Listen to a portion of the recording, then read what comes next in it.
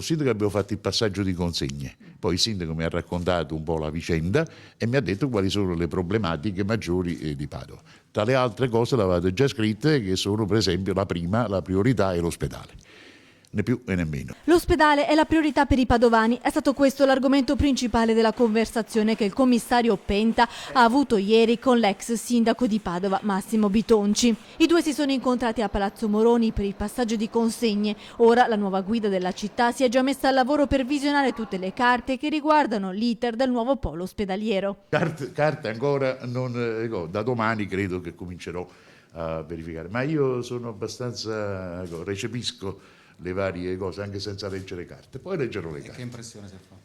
Ottima, nel senso che sto cominciando a capire qualcosa. Intanto il commissario ha incontrato il presidente della provincia, Enoch Soranzo. Non è solo l'ospedale, abbiamo tantissime questioni sul tavolo, sono tutte importanti e credo che ci sarà il tempo e le modalità per affrontarle se lavorare nelle modalità che vuole il commissario. Nei prossimi giorni è previsto l'incontro anche con il governatore del Veneto, Luca Zaia.